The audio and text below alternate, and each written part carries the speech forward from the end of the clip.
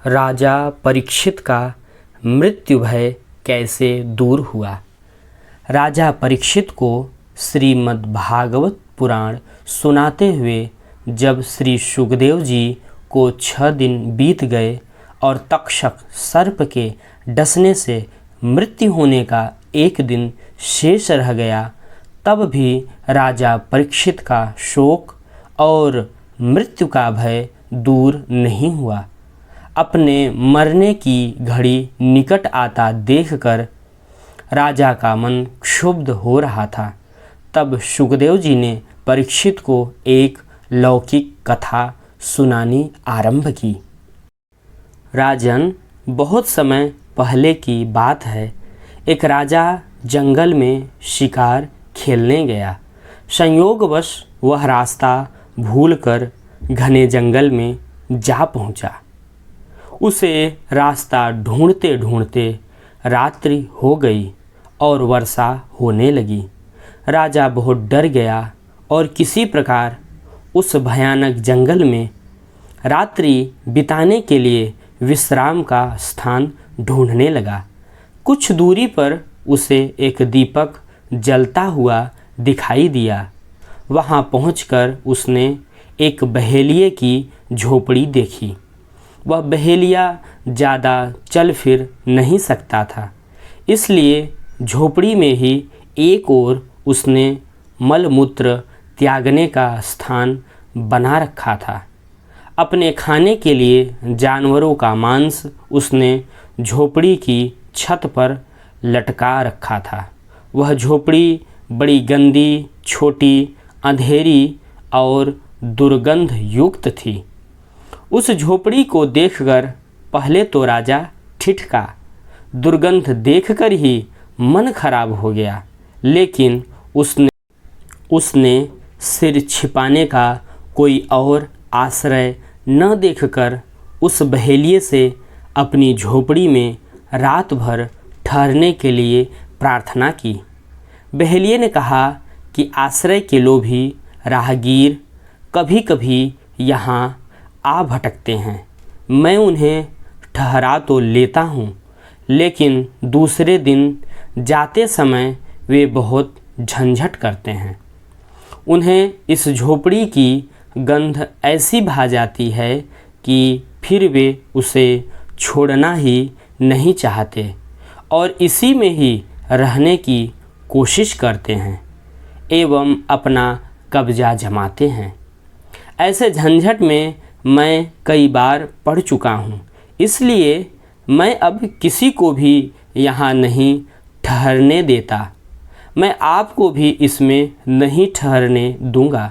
राजा ने प्रतिज्ञा की कि वह सुबह होते ही इस झोपड़ी को अवश्य खाली कर देगा।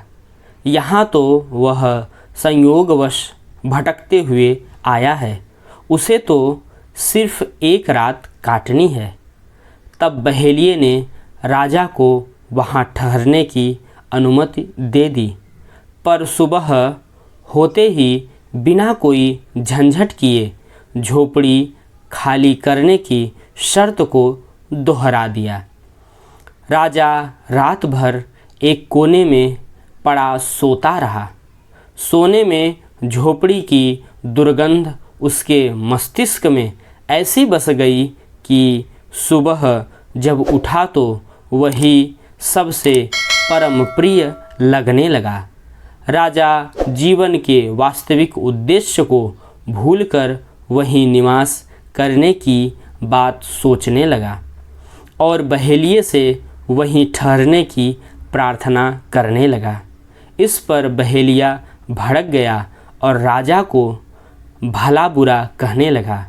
राजा को अब वह जगह छोड़ना झंझट लगने लगा और दोनों के बीच उस स्थान को लेकर बड़ा विवाद खड़ा हो गया। कथा सुनकर सुखदेव जी महाराज ने परीक्षित से पूछा, परीक्षित बताओ, उस राजा का उस स्थान पर सदा के लिए रहने के लिए झंझट करना उचित था? परीक्षित ने उत्तर दिया, भगवन, वह राजा कौन था? उसका नाम तो बताइए। मुझे वह तो मूर्ख जान पड़ता है जो ऐसी गंदी झोपड़ी में अपनी प्रतिज्ञा तोड़कर एवं अपना वास्तविक उद्देश्य भूलकर नियत अवधि से भी अधिक वहाँ रहना चाहता है। उसकी मूर्खता पर तो मुझे आश्चर्य होता है। श्री सुखदेव जी महाराज ने कहा, हे राजा परीक्षित, वह बड़े भारी मूर्ख तो स्वयं आप ही हैं। इस मलमूत्र की गठरी देह शरीर में जितने समय आपकी आत्मा को रहना आवश्यक था, वह अवधि तो कल समाप्त हो रही है। अब आपको उस लोक जाना है जहाँ से आप आए हैं, फिर भी आप मरना नहीं चाहते। क्या यह आपकी मूर्खता नहीं है? राजा परीक्षित का ज्ञान जाग गया और वे बंधन मुक्ति के लिए सहर्ष तैयार हो गए। वस्तुतः यही सत्य है। जब एक जीव अपनी माँ की कोख से जन्म लेता है तो अपनी माँ की कोख के अंदर भगवान से प्रार्थना करता है कि हे भगवान, मुझे यहाँ इस कोख से मुक्त कीजिए, मैं आपका भजन सुमिरन करूँगा। और जब वह जन्म लेकर इस संसार में आता है तो उस राजा की तरह हैरान होकर सोचने लगता है कि मैं ये कहाँ आ गया, और पैदा होते ही रोने लगता है। फिर धीरे धीरे उसे उस गंध भरी झोपड़ी की तरह यहाँ की खुशबू ऐसी भा जाती है कि वह अपना वास्तविक उद्देश्य भूलकर यहाँ से जाना ही नहीं चाहता है। राधे राधे।